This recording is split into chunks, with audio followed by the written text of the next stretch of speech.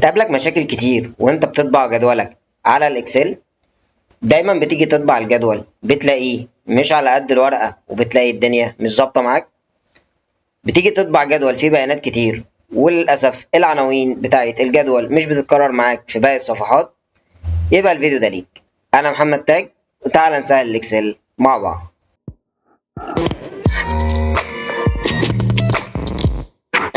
طيب، ده قدامنا شيت اهو فيه بيانات كتير جدا عن الطلبة والدرجات بتاعتهم والإجمالي والتقدير وهكذا. طيب، تعالوا نشوف هنبدأ نطبع الشيت ده بأمثل طريقة إزاي.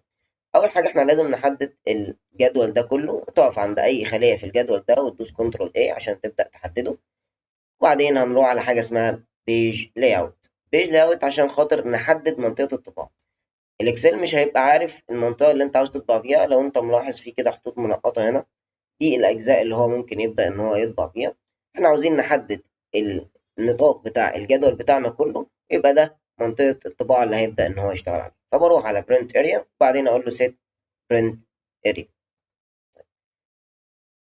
هل كده المشكلة اتحلت؟ لا، المشكلة لسه ما اتحلتش، لأن أنت لازم تروح على العلامة دي اللي من تحت اسمها page break preview عشان تبدأ تشوف هو الإكسل شايف الورقة بتاعتك إزاي. لو ملاحظ كده أنا في خط أزرق، الخط الأزرق ده حد الورقة. يعني هو هنا بص كده هيطبع لك الشيت ده على 4 ورقات. ادي بيج 1، بيج 2، في 3 طبعا فرق، ولو نزلت كمان هتلاقي لحد 6 وهتلاقي هنا بيج 3. طبعا هيبدأ يقسم لك الحاجات بتاعتك دي لأكتر من ورقة. طيب انت عاوز تحافظ على الأعمدة في نفس الصفحة، فهتيجي عند الخط الأزرق ده الحد بتاع الصفحة وهتيجي تشده كده للآخر، لآخر حاجة موجودة عندك أهو وتسيب. طيب كده انت حددت اهم، فهو عبارة عن صفحة فوق وصفحة تحت. جميل. طيب نيجي بقى للجزء المهم. طيب انت دلوقتي محتاج ان انت تعمل، هترجع طبعا للوضع العادي بتاعك اهو. محتاج ان انت العناوين اللي فوق اللي هو طبعا المواد بتاعتك والاجماليات والتقدير والدرجة والنسبة والكلام ده يبقى ثابت معاك، بحيث ان انت الصفحة الاولى تطبع بيهم والصفحة التانية برضو تبقى ظاهرة بيهم. لان احنا لو رحنا عملنا كنترول بي مثلا هنا وليكن، هنلاقي هنا في الصفحة التانية إن مفيش العناوين اللي فوق، اسم الطالب والدرجة والحاجات دي كلها. طيب نبدأ نعمل ده إزاي؟ هنروح على حاجة لذيذة جدا اسمها print titles، ودي هنبدأ نشاور. هنا بيقول لك rows to repeat at top، يعني إيه الصف اللي أنت محتاجه يتكرر معاك في ال طبعا في المقدمة، أو اللي هو أنت محتاجه طبعا في أعلى إن هو يعني إن هو يتكرر معاك. هتبدأ تدوس على العلامة دي وبعدين هتحدد له الصفين دول، لأن الصفين دول عندك هما المتكررين. طيب وبعدين تنزل وتقول له أوكي.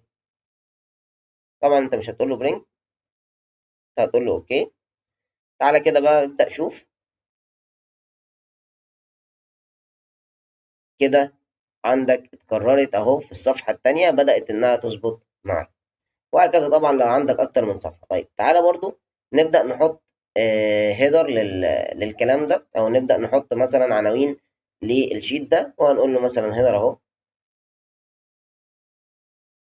وهقول له مثلا ان دي درجات.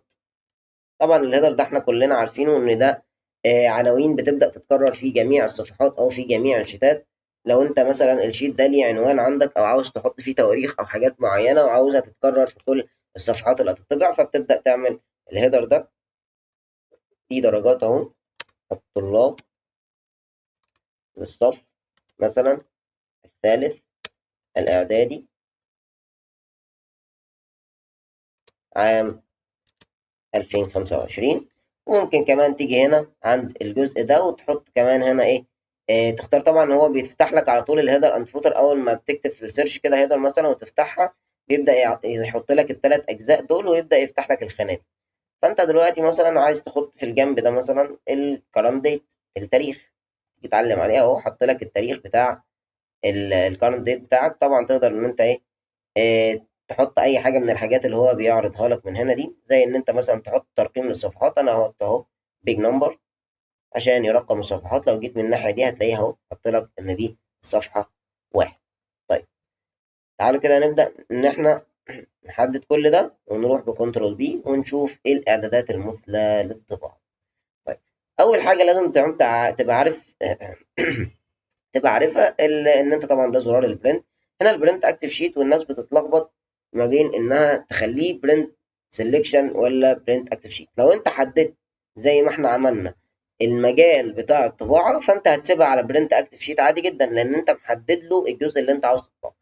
لكن لو أنت مش محدد وما عملتش الخطوة اللي إحنا عملناها في الأول، فأنت طبعا بتحدد عادي بالطريقة الكنترول A، وبعدين بتقول له برنت سيلكشن. تمام، احنا خلاص مش محتاجين البرنت سيلكشن دلوقتي. انا طبعا الكلام ده شايفه ان هو ضيق، فانا مش هينفع الورقه تبقى طوليه، انا عاوز الورقه تبقى بالعرض بالشكل ده. وهنشوف طبعا ازاي هنظبط كل الحاجات اللي جايه دي. طبعا انا هنا ما عنديش الورقه لتر، انا هنا عندي بشتغل على ورق A4. جميل. طيب، نيجي هنا، دي الحدود انا مش هتكلم فيها دلوقتي، انا عاوز اروح على اهم حاجه عندي، وهي الفيت all rows on one page والفيت all columns on one page. دي معناها ان هو هيخلي العواميد اللي موجودة في الجدول على قد الصفحة، ودي معناها انه هيخلي الصفوف الموجودة في الجدول على قد الصفحة. طيب انا مش مهم عندي الصفوف تبقى على قد الصفحة، كده كده لو الصفحة التانية اتكررت العناوين موجودة، فانا عاوز بس الأعمدة اللي موجودة عندي دي تبقى ايه على قد الصفحة. بص، بمجرد ما نبدأ ان احنا ندوس عليها، بص ظبط معاك ايه؟ ظبط معاك الجدول على قد ايه؟ على قد العواميد. تعال بقى نروح على المارجنز، والمارجنز دي الحدود او الفراغات اللي بتتساب يمين وشمال وتحت وفوق. طبعا انت تقدر تختار من الحاجات دي، ممكن تختار نارو ان انت تضيقها يعني، وتقدر طبعا اهو تضيقها بالشكل ده لو انت حابب، وتقدر ان انت تعمل حاجه اسمها كاستم مارجنز ان انت تحط بنفسك القدير. انا مثلا هسيب نص من اليمين ونص من الشمال. لازم تبقى عارف ان الهيدر ده دي المسافة اللي موجودة في العنوان اللي احنا حطيناه فوق، المسافة اللي هيشغلها العنوان اللي انت حطيته فوق، والتاريخ اللي احنا ضفناه ده، والرقم بتاع الصفحة.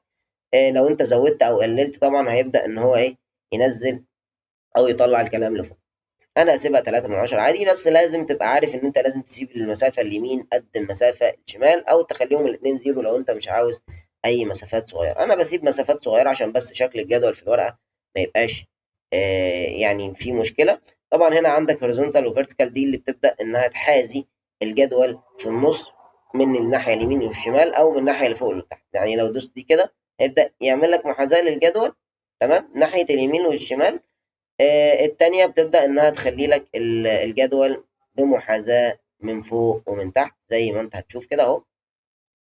طيب أنا دلوقتي هبدأ بس إن أنا إيه أأكد الحاجات دي. خلاص أنا هبدأ بس أقلل في الرايت وفي الليفت شوية، خليهم 25 مثلا، وأبدأ أبص. لأ تمام زي الفل، الجدول كده جميل بالنسبة لي. تعالى كده بص الصفحات، بص الصفحات التانية أهو، كمل بأسماء الطلبة وبقية الدرجات. بس هنا آخر واحدة دي مش ظابطة معاهم، ليه؟ لأن أنت عامل هنا الفيرتيكال دي إنها تبقى في النص، فأنت هتبدأ تشيلهم. بص كده تبدأ تطلع فوق عادي، وتبدأ ترجع للصفحات بتاعتك تبقى إيه بالشكل ده. تعالى كده ابدأ أكد على كل البيانات اللي موجودة معاك أهي، دي اتقسمت لأربع صفحات، ولكن مش هتلاحظ أي تغيير أو أي مشكلة في الأربع صفحات اللي موجودة.